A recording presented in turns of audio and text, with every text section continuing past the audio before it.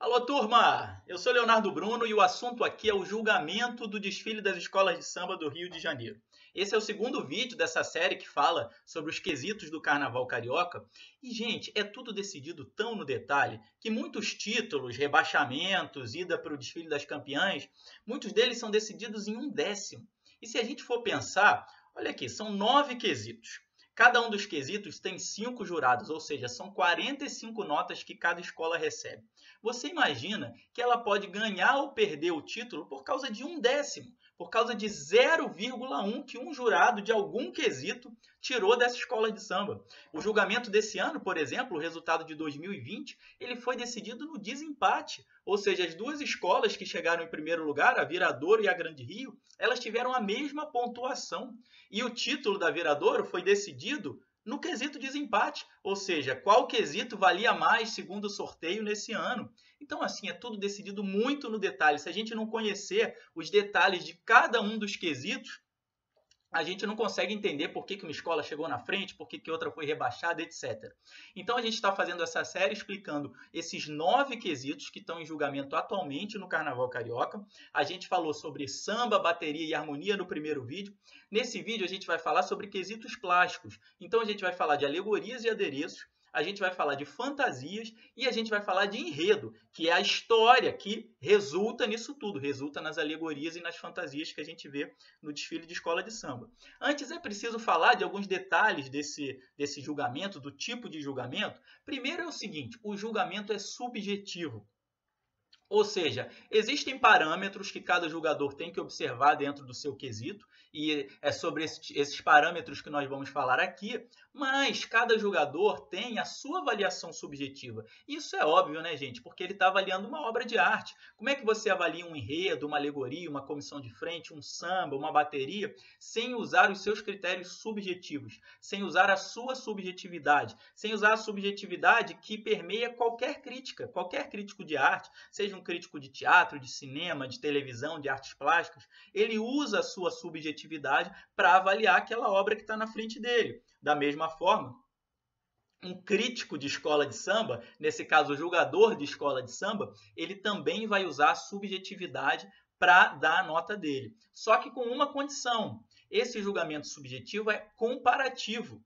Ou seja, depois que passam aquelas 12, 14, enfim, quantas sejam, atualmente são 12, né? Mas depois que passam aquelas 12 escolas de samba na frente dele, ele vai meio que fazer um ranking das escolas para dar as notas dele. Então, nenhuma escola recebe a sua nota individualmente, recebe a sua nota de forma absoluta. Não pode, por exemplo, passar, como acontece em alguns esportes, né? Passa o primeiro competidor e você já levanta a nota. Em desfile de escola de samba isso não acontece, porque depois que passou a primeira escola, você tem que ver a segunda para ver quem foi melhor, e depois a terceira, e depois a quarta, e fazer uma comparação entre elas, senão você não consegue julgar. Então, uma escola, digamos, que foi a primeira a passar, você achou até que nem foi tão boa assim, talvez você nem desse nota 10, mas se todas as 11 que passarem depois forem piores do que ela, você vai acabar dando nota 10 para a primeira, porque aquela escola foi a melhor comparativamente entre todas as escolas que desfilaram. Então, o julgamento de escola de samba é subjetivo e o julgamento de escola de samba é comparativo.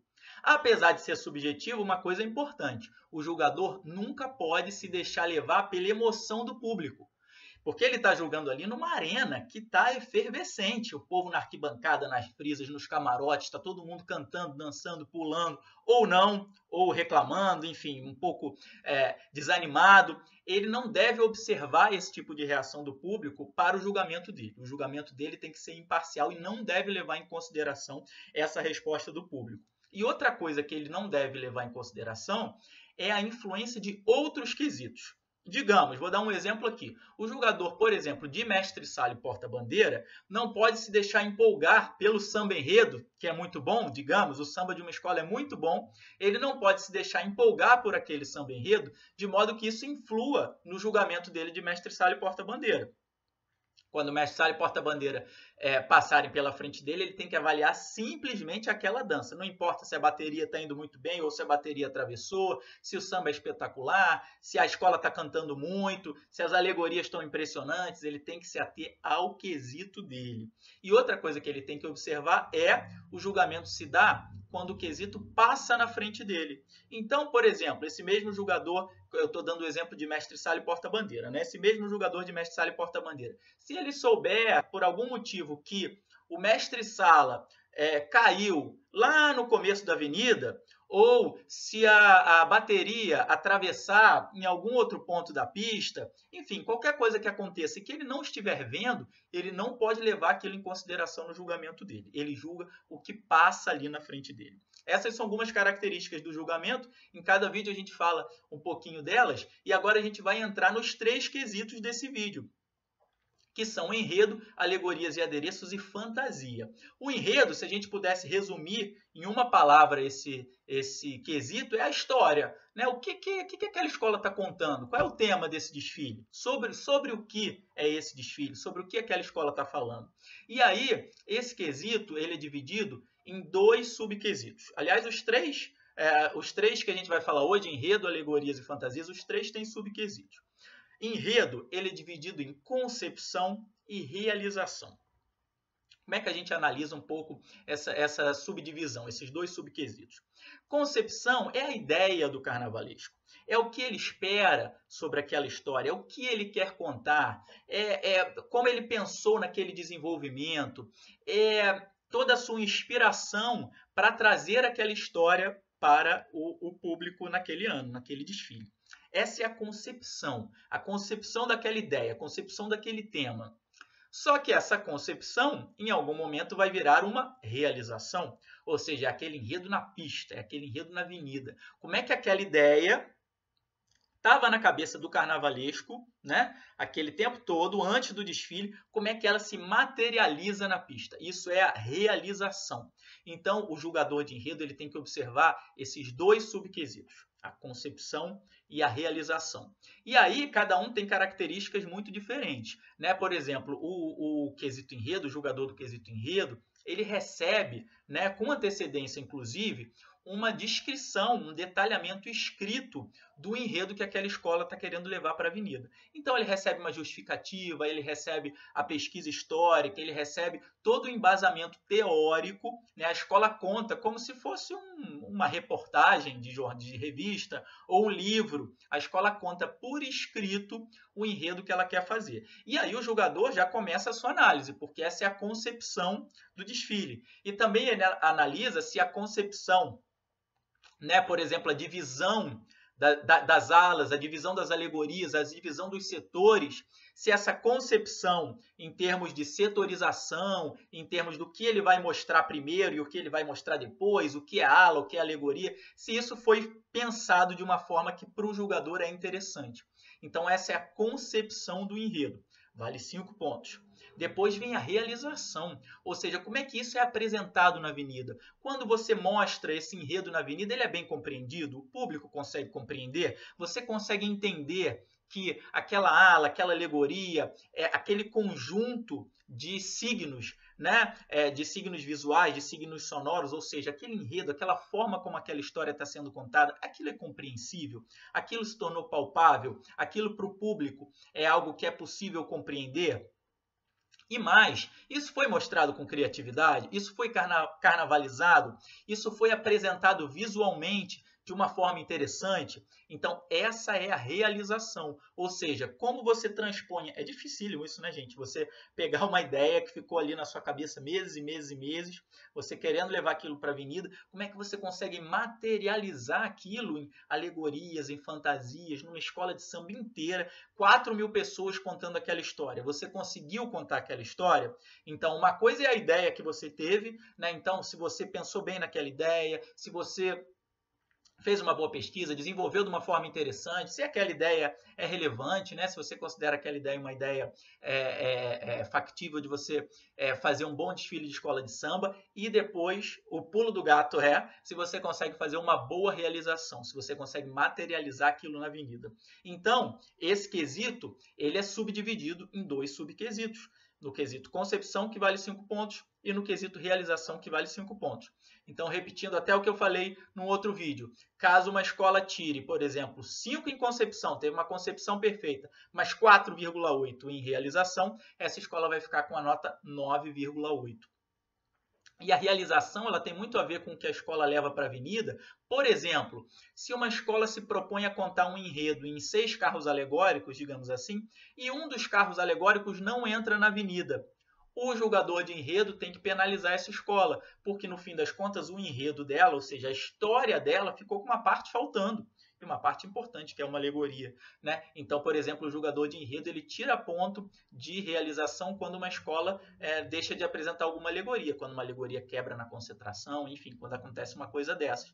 Quando há, por exemplo, uma mudança na ordem das alas, né? Você tinha previsto uma ordem determinada e na hora, por algum motivo lá da entrada na avenida, você acabou trocando a ordem das alas. Você não está contando aquela história da forma como você se propôs. Então, o regulamento prevê também que essa escola seja penalizada nesse sentido.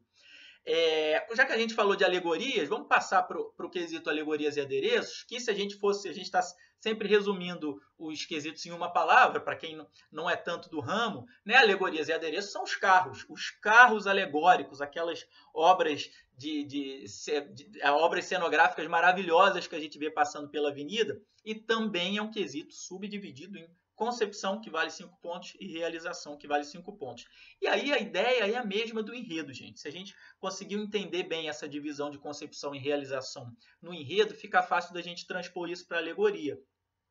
A concepção da alegoria é a representação daquele carro dentro do enredo, se aquele carro, o que aquele carro representa, se aquele carro está contando bem aquela história, se a forma como aquele carro foi pensado, a forma como ele foi concebido, se é uma forma criativa. Então, por exemplo, se o artista visual, né, não ficou preso a clichês na hora de representar o que ele queria representar, se ele representa de forma criativa, se aquilo está bem compreendido, se a mensagem daquela alegoria, se aquela mensagem é uma mensagem bem compreendida a partir da sua concepção. Então, é isso que o julgador leva em conta na hora de julgar a concepção de uma alegoria dentro de um desfile de escola de samba no Rio de Janeiro. Já a realização é a sua materialização visual. Então, assim, tudo que foi pensado ali para estar encaixado dentro daquele enredo, quando ele ganha vida, quando ele se transforma num carro alegórico que vai para a avenida, aquilo dá uma boa impressão visual? Aquilo é bem compreendido? Você consegue entender quando você olha? Ou seja, mesmo que aquilo tenha sido bem concebido, pode ter uma concepção interessante, mas se quando chega na avenida você tem um problema de compreensão, pelas formas, pode ser pelo acabamento, inclusive, né? Enfim, existem vários itens de realização que são observados pelo julgador. O acabamento, por exemplo, as formas, se as formas estão coesas, né? Cores, ele observa o uso de cores, ele observa o uso de materiais. E tem um outro julgamento interessante feito pelo julgador pelo júri de alegorias e adereços, que são os destaques e as composições. Então, por exemplo, um destaque e uma composição, os destaques são aquelas grandes fantasias que normalmente estão no centro ou no alto das alegorias, e as composições são aquelas que estão lateralmente, com fantasias menores, mas também relacionadas ao enredo. Aquelas fantasias dos destaques e das composições, embora sejam fantasias, elas não são julgadas pelo julgador de fantasia, do quesito fantasia. Elas são julgadas pelo julgador de alegorias, porque entende-se que elas fazem parte daquela alegoria, que elas compõem aquele carro alegórico. Então, o julgador de alegorias e adereços, ele também presta atenção nas fantasias dos destaques e das composições. E isso vai para o campo da realização. Então, novamente, você tem 5 pontos para concepção e 5 pontos para realização. E aí, se a gente entende um pouco essa diferença, essa subdivisão do quesito alegorias e adereços em concepção e realização, fica fácil a gente partir para o quesito fantasia, que também é subdividido em concepção e realização. Se a gente fosse, novamente, falar esse quesito fantasia em uma palavra, seriam os figurinos. Os figurinos, as roupas que aquela escola leva para a avenida. E aí, novamente, a gente começa a pensar na concepção, ou seja, como o carnavalesco pensou em vestir a sua escola para contar uma história. Vamos lembrar que tanto as roupas quanto os cenários, os carros alegóricos, os adereços, tudo isso está em função do enredo, em função de uma história que se quer contar. E aí, qual é a concepção? Como foi a concepção desses figurinos? Né? O que essa fantasia representa dentro do enredo? Ela teve uma elaboração a partir do que ela representa? A elaboração dela foi criativa? Ou novamente o artista visual caiu em alguns clichês de representação visual? As formas, elas são interessantes? E a gente passa depois para a realização, que é como aquilo foi para a avenida. E aí o julgador começa a observar, né, detalhes, né, do que está ali na frente dele, por exemplo, numa ala. Então, numa ala, por exemplo, é importante que o julgador perceba se há uma uniformidade de figurinos, se está todo mundo com as fantasias completas, por exemplo, se não falta chapéu, se não falta sapato, se não falta a parte de cima ou a parte de baixo da roupa, né, se não falta algum detalhe que cause uma falta de uniformidade dentro da ala. Se as cores, por exemplo, se há elementos de cores diferentes dentro de uma ala, o jogador também pode penalizar isso. E a impressão visual. Qual é a impressão visual daquela ala? Qual é a impressão visual daquela fantasia? Existem muitas fantasias, muitas alas que nos causam, né, uma emoção assim quando passam pela nossa frente. Às vezes a gente vê até um desenho, né, daquilo, não nos causa nada, mas quando elas estão em movimento, ou quando elas estão em conjunto, 100 pessoas vestindo a mesma roupa, aquilo te dá um efeito impressionante, e isso é julgado pelo julgador de fantasias a partir da realização. E é interessante a gente observar que o julgador de fantasias, como eu falei com vocês, não julga as fantasias que estão em cima de uma alegoria. Então não julga, por exemplo, destaques e composições. E, além disso, ele também não julga outras fantasias que passam na frente dele. Quais são? Ele não julga, por exemplo, a fantasia do casal de mestre-sala e porta-bandeira. O casal de mestre-sala e porta-bandeira, ele tem o julgamento de fantasia dentro do quesito mestre-sala e porta-bandeira, que a gente vai falar em outro vídeo. Da mesma forma, o julgador de fantasia não julga as fantasias, as roupas da comissão de frente, que também são julgadas pelo quesito específico, o quesito comissão de frente. Então, esses dois quesitos que nós vamos falar em outro vídeo, mestre-sala e porta-bandeira e comissão de frente, né, além das coisas inerentes ao quesito, um dos pontos que eles têm que observar é a fantasia, assim como alegorias. Né? Esses três quesitos julgam, dentro dos seus quesitos, as roupas, as fantasias que são apresentadas ali. Então, o julgador de fantasia não observa aquilo. Então, o julgador de fantasia, basicamente, vai julgar as fantasias que estão nas alas. Né? E é interessante, por exemplo, volta e meia perguntam, por exemplo, sobre a roupa de bateria. A roupa de bateria não entra no julgamento de bateria. É um caso diferente da roupa de mestre-sala e porta-bandeira, comissão de frente e alegoria. O julgador de bateria não quer saber da roupa, não julga a roupa, a não ser que a roupa, por exemplo, interfira no ritmo. Digamos que a manga das fantasias é imensa e aquilo prejudicou a forma dos ritmistas tocarem. O chapéu é muito grande e os ritmistas não conseguem se comunicar. Se houve um problema do ritmo, aí, na verdade, ele não está nem julgando a roupa. A roupa influenciou num problema com o ritmo que levou o jogador a tirar ponto. Mas o jogador de bateria não julga a roupa dos desfilantes.